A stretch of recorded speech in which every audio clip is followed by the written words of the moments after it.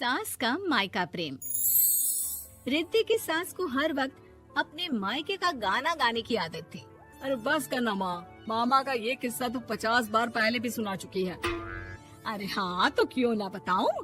तेरे चाचा तो उस वक्त हाथ झाड़ कर खड़े हो गए थे। तब मामा ही था तेरा जो आगे आया और मदद की। देखो अब ठीक है ना, जो हो गया सो हो गया। क्यों एक बात को हमेशा गाती रहती हो। अब तो बहू घर आ गई है, उसे तो सबको मान कर चलना है ना कि सिर्फ सास का मायका ही समझेगी वो। तभी वहाँ रिद्धि आ जाती है। माँ, आज मैं घर जा सकती हूँ?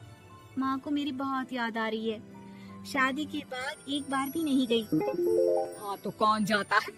अरे मेरी शादी के बाद जब मैं विदाई होकर आई, इतना बड़ा ससुराल मेरा, खाने वाले 10 लोग और बनाने वाली मैं सिर्फ एक। ऐसा लग रहा था जैसे सिर्फ खाना बनाने के लिए ही ब्याह किया है।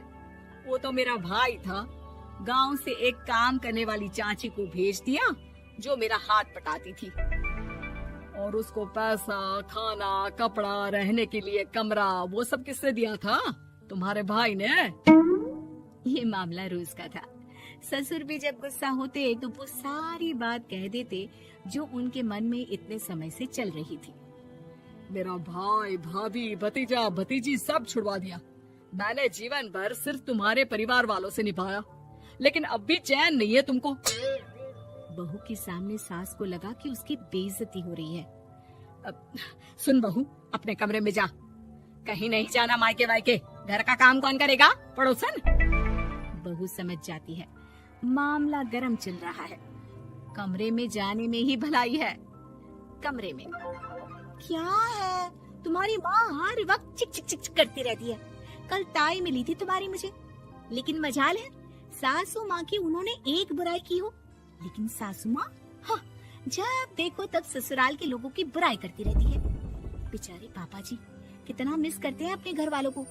मेरा तो बड़ा मन करता है कि ताऊ जी, चाचा जी और सब मिलकर रहे, ना साथ रहे लेकिन आना जाना तो ठीक से रखे। हिंदुस्तान और पाकिस्तान एक हो सकता है, लेकिन चाचा और ताऊ के परिवार के साथ हम लोगों का मिलन ना जी ना कभी नहीं हो सकता। ये बात है।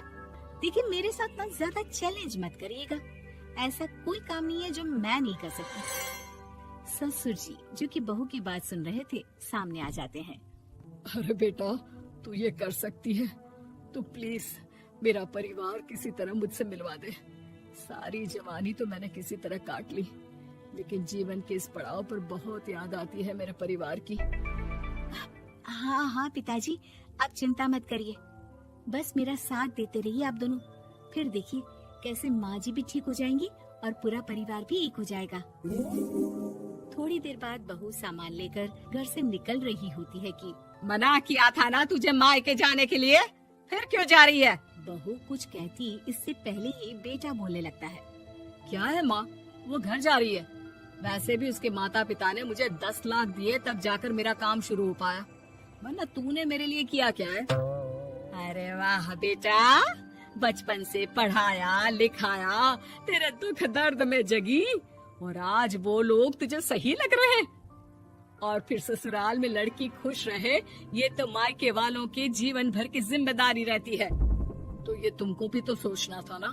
ताऊ जी ने पापा को पढ़ाया लिखाया, जब तुम नहीं आई थी तो पापा के लिए ताई जी ने पापा की माँ की तरह देखभाल की।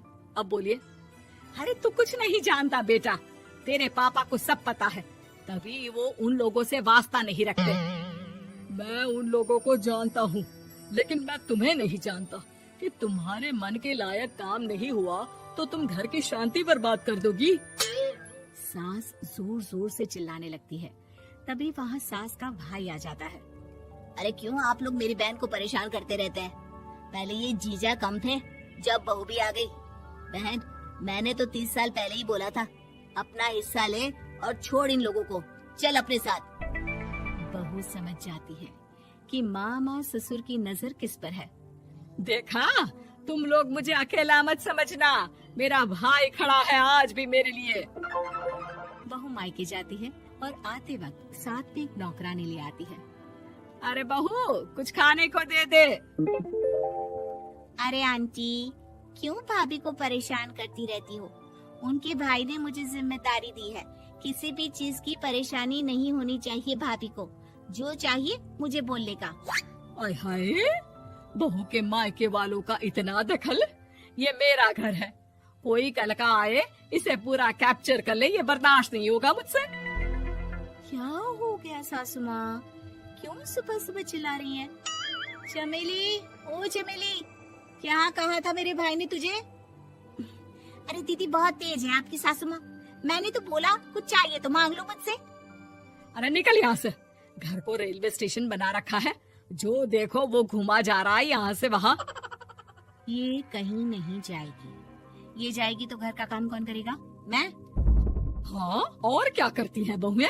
घर का काम ही तो करती है, इसमें नया क्या है? तभी वहाँ ससुर जी आ जाते हैं।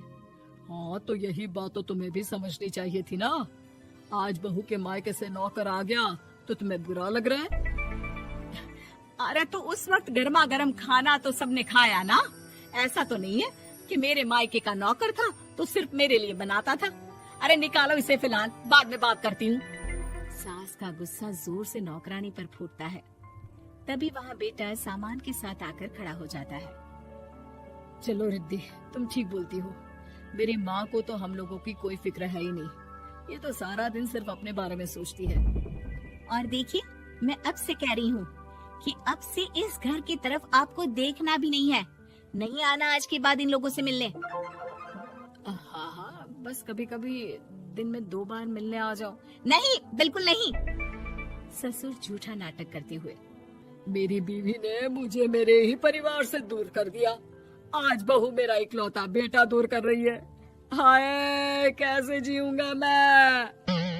वाह, वो भाई जो आपको बेटे की तरह मानता था, उन्हें छोड़ने में तो दुख नहीं हुआ। आज खुद का बेटा छोड़कर जा रहा है तो कैसे जीऊंगा? बड़े आए। अब सास समझ चुकी थी कि उससे गलती क्या हुई है। मुझे माफ कर दे बहू, अब मेरी समझ में आ गया कि अपनों से दूर कर बीवियां पति का भला नहीं बल्कि उन्हें जीवन में अकेला कर रही है।